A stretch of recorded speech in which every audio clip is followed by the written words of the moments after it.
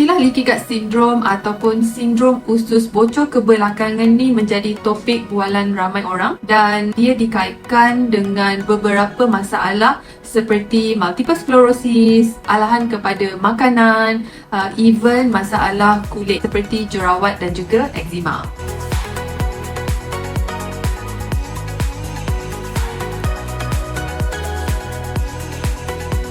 Today, I nak borak tentang apa itu leaky gut syndrome ataupun usus bocor.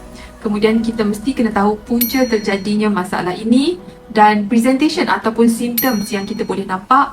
And then yang keempat, apa related skin problems ataupun masalah lain yang dikaitkan dengan leaky gut syndrome. Dan last sekali, macam mana nak elakkan dari dapat dan juga nak merawat masalah leaky gut syndrome ni.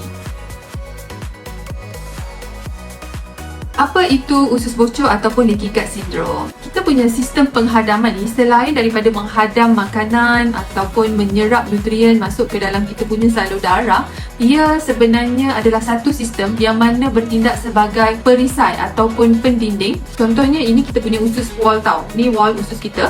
Ini makanan yang dihadam dan ini salur darah kita. So nutrien, minerals, vitamins akan diserap masuk melalui gap ataupun liang dekat kita punya usus tu untuk masuk ke salur darah. Pada masa yang sama, perisai ni dia mengelakkan daripada bakteria dan toksin dalam kita punya usus masuk ke dalam salur darah kita. Sebab apa? Bila adanya leaky gut syndrome ataupun jurang gap dekat kita punya wall, bakteria dan toksin boleh masuk ke dalam salur darah dan menyebabkan immune reaction dan seterusnya menyebabkan radang ataupun inflammation dalam badan kita.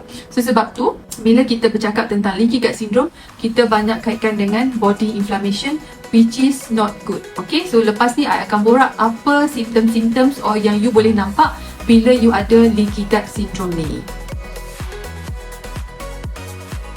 Antara simptom leaky gut syndrome ataupun usus bocor yang common adalah nombor 1, cerit-berit, sembelit, perut kembung. I think a lot of us ada masalah bloated ni. And then ada juga yang presented as masalah kulit seperti jerawat, eczema, irritation and also redness. And ada juga yang sampai susah nak fokus, cepat penat, masalah sendi juga boleh terjadi. Setiap tisu, setiap organ dalam badan kita ada blood supply. Maksudnya dia ada pengaliran darah sebab all the tissues and organ dekat dalam badan kita memerlukan nutrients, memerlukan oksigen. So we need this blood supply.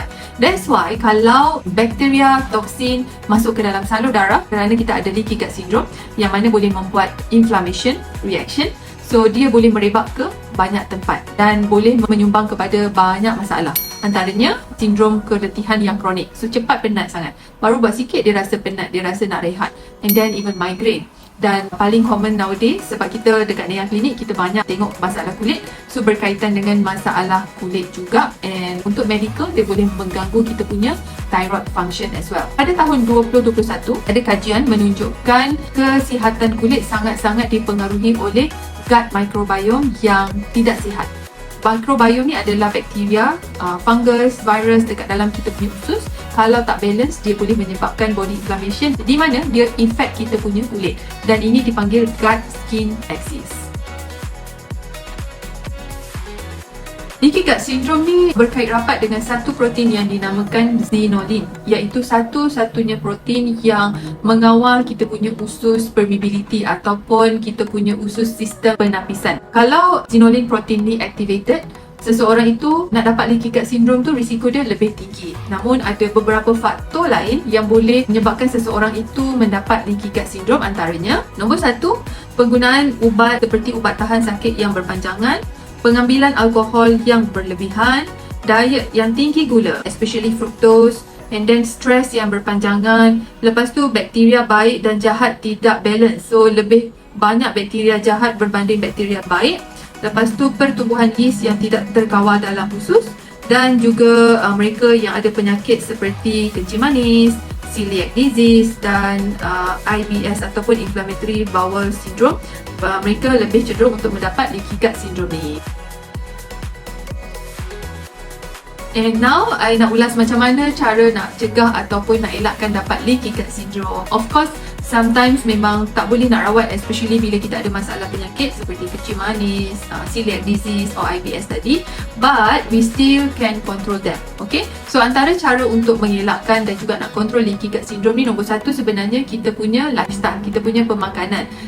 Seperti saya mention tadi, kena kurangkan makan makanan manis, lebihkan buah-buahan, sayuran, elak minum alkohol. Lepas tu manage kita punya stress, and then untuk pemakanan, tingkatkan ataupun galakkan pemakanan yang mengandungi prebiotik dan probiotik. Example, you boleh dapat daripada kimchi, daripada tempe, daripada yogurt. And now dekat Naya Clinic kita ada Doctor's Detox. So dalam Doctor's Detox ni formulated by me and my friend. Kita letak prebiotics yang mana memang kita nak bantu dapatkan usus yang lebih sihat supaya good dan juga bad bakteria ni balance. So bila good and bad bakteria ni balance, inflammation ataupun radang dalam badan juga akan berkurangan.